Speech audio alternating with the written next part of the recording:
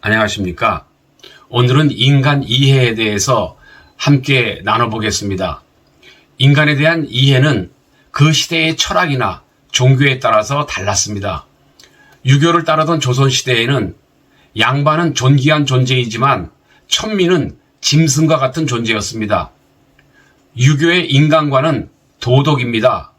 삼광, 오륜과 같은 덕목을 지키지 않으면 사람으로 보지 않았습니다. 양반들은 도덕을 배울 수 있었지만 천민들은 도덕을 배울 수 없었습니다. 그래서 조선시대에는 천민은 인간 취급을 하지 않았습니다. 조선 말기에 박성춘이라는 백정이 콜레라에 걸려서 죽어가고 있었습니다. 그때 고종의 주치의가 그 캐나다에서 온 의료선교사인데 알 에비슨이라는 의사였습니다.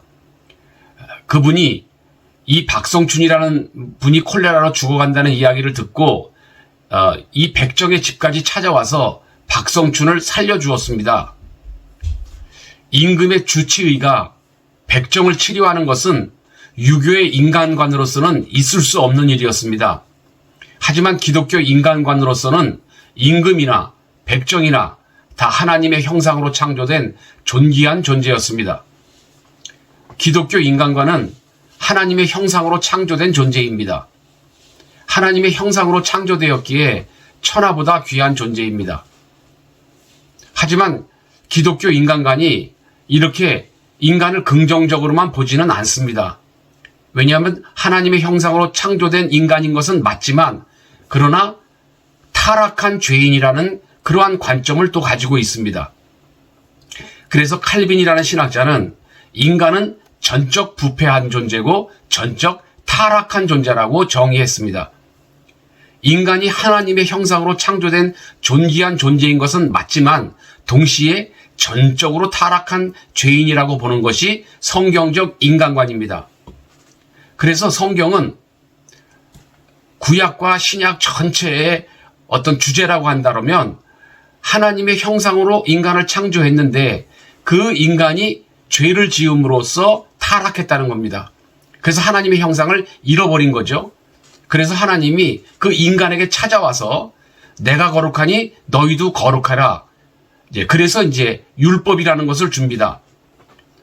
구약 성경에 레위기가 주로 그 율법에 대한 이야기가 기록되어 있는데 이 율법을 주신 이유는 하나님이 원래 자기의 형상으로 창조된 그 인간을 다시 회복하려고 하는 거죠. 근데 문제는 이 율법을 인간의 힘으로는 지킬 수 없다는데 이제 문제가 있는 거죠. 그래서 우리가 구약을 읽어보면은 끊임없이 하나님의 계명을 잘 지키지 못하고 타락하는 이스라엘 백성들의 그런 이야기들입니다. 그래서 하나님께서는 그 인간이 그 육체를 가지고서 하나님의 율법을 지켜서 거룩하게 될 수 없다는 것을 아셨기 때문에 스스로 사람의 몸을 입고 이 땅에 오셨다는 거죠. 그분이 예수 그리스도입니다. 그래서 이 신약이 시작되는 거죠. 그래서 신약의 전체적인 주제는 은혜를 이야기하고 있습니다. 그러니까 하나님의 형상을 다시 회복하기 위해서는 율법을 지킴으로써는 불가능하고 은혜의 자리로 들어와야 된다는 겁니다. 그래서 신약은 은혜로서 하나님의 형상이 회복되는 이야기입니다. 그걸 갖다가 복음이라 그러죠. 기독교의 성경적 인간관은 이렇게 두 가지가 있는 겁니다. 하나는 하나님의 형상으로 창조된 인간, 그리고 또 하나는 죄로 타락한 인간. 이렇게 두 관점으로 보는 거죠. 그래서 기독교에서 이야기하는 구원이라는 것은 무엇이냐면은 죄로 말미암아서 하나님의 형상이 파괴가 됐는데 그 하나님의 형상을 다시 회복시키는 것, 그것이 구원이라고 말하는 겁니다. 그래서 우리가 성경적 인간 이해를 잘 하려면 먼저 어떻게 하나님의 형상이 죄로 말미암아서 완전히 부패하고 타락했는가, 이제 이 부분을 먼저 잘 이해를 해야 됩니다. 그리고 인간이 하나님의 형상을 잃고 얼마만큼 타락했는가를 가장 잘 보여주는 그 거울, 그 잣대, 척도가 뭐냐면 율법입니다. 그래서 구약에는 613개의 율법이 있고 그 다음에 그 613개의 중심에는 10계명이라고 하는 10개의 계명이 있습니다. 그러니까 하나님의 형상을 회복하려면 이 계명을 다 지켜야 되는데 구약에 많은 열심 있는 유대교인들, 특히 이제 바리새인이라고 하는 사람들은 자기네들은 하나님의 율법을 다 지켜서 하나님의 형상인 거룩을 회복했다. 이렇게 스스로 믿었었습니다. 사도 바울도 예수님을 믿기 전에 자신에 대해서 빌립보서에 보내는 편지에 이렇게 기록을 하고 있습니다. 나는 8일 만에 할례를 받고 이스라엘 족속이요 베냐민 지파요 히브리인 중에 히브리인이요 율법으로는 바리새인이요 열심으로는 교회를 박해하고 율법의 의로는 흠이 없는 자라. 그렇게 스스로 생각했다는 거예요. 나는 젊었을 때 예수 믿기 전에 나는 율법의 의로는 흠이 없었다. 예, 이제 이렇게 자기는 흠이 없다. 나는 이 계명을 다 지켰다라고 생각하는 청년이나 열심 있는 유대인들이 꽤 많았습니다.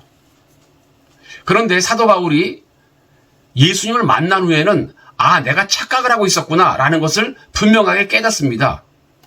그래서 그 예수님을 만난 후에 디모데전서의 그 기록에 의하면은 바울이 이렇게 고백을 합니다. 미쁘다 모든 사람이 받을 만한 이 말이요 그리스도 예수께서 죄인을 구원하시려고 세상에 임하셨다 하였도다. 죄인 중에 내가 괴순이라. 이렇게 고백을 합니다. 그러니까 예수님 만나기 전에는 자기는 율법을 다 지켜 흠이 없는 거룩한 하나님의 형상을 회복한 그런 존재다라고 착각을 했었는데 예수님을 만나고 나니까 나는 죄인 중에 괴수구나 라는 것을 깨달았다는 거죠. 그러면 바울은 예수님을 만난 후에 왜 자기는 죄인 중에 괴수라고 고백할 만큼 이렇게 심경의 변화가 일어났던 것일까요? 율법에 대한 예수님의 가르침 때문입니다. 예수님은 산상보훈을 가르치면서 이렇게 선언하셨습니다. 내가 율법이나 선지자나 폐하러 온 줄로 생각하지 마라. 폐하러 온 것이 아니요 완전케 하려 함이로다. 마태복음 5장 17절에 이렇게 기록되어 있죠.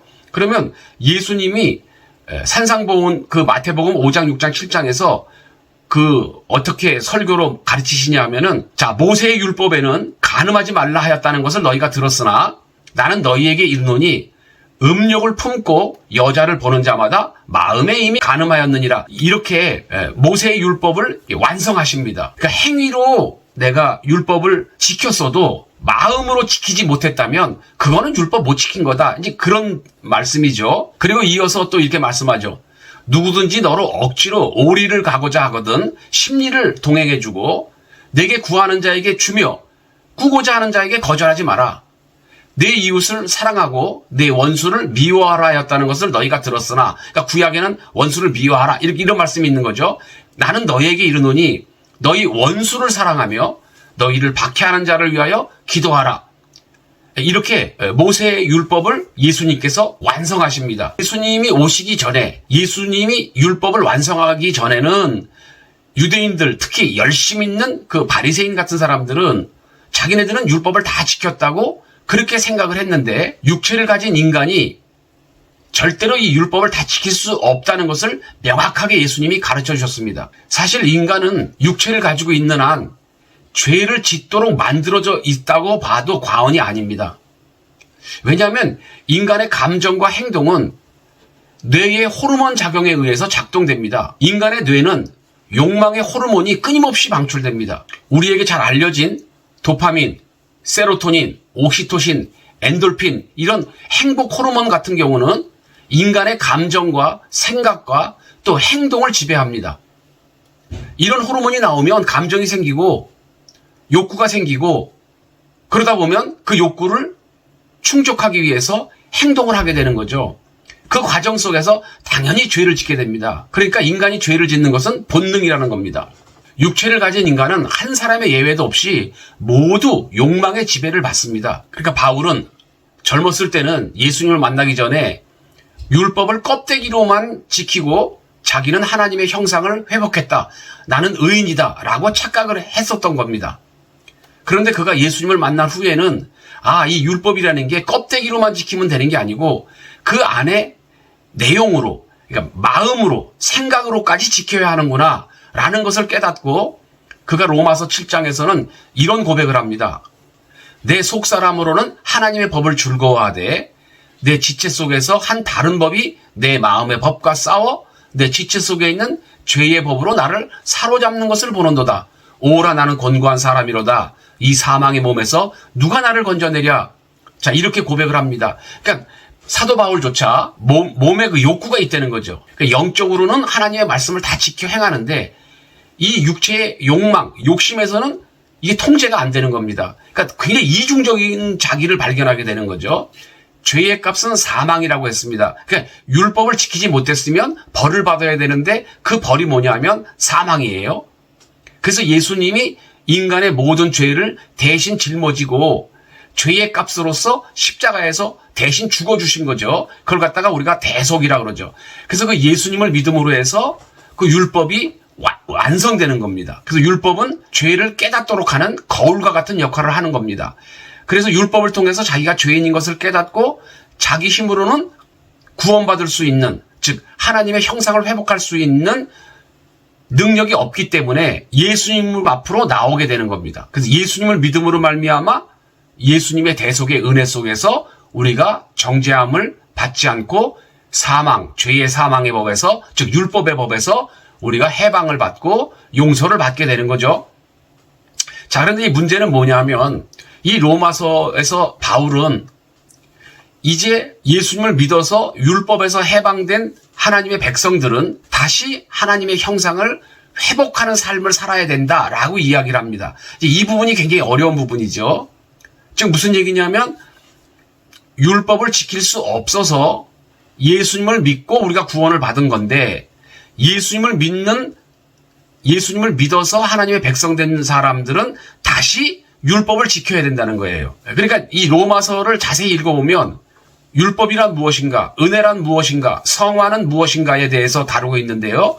율법을 지킬 수 없어서 예수님을 믿고 그 은혜로 구원을 받았는데 그 예수님을 믿고 구원을 받은 하나님의 백성들은 다시 율법을 지켜야 된다는 거예요. 그 율법도 구약의 율법이 아니라, 미완성된 율법이 아니라 예수님이 완성한 그 율법을 지켜야 된다는 거예요. 그러니까 이게 약 주고 병 주는 거죠. 헷갈리는 겁니다. 그러니까 율법을 지킬 수 없어서 예수님을 믿고 구원받은 건데 예수님을 믿고 구원받은 사람은 다시 완성된 율법을 지켜야 한다는 거예요. 하나님이 거룩하니까 너희도 거룩한 하나님의 백성으로 살아야 된다는 거죠. 이 부분이 굉장히 헷갈립니다. 그래서 다음 시간에는 제가 이 근본적인 차이점, 그러니까 구약에서 율법을 지키라는 것과 신약에서 율법을 지키라고 하는 이 부분이 어떻게 차이가 나는지를 살펴보도록 하겠습니다. 감사합니다.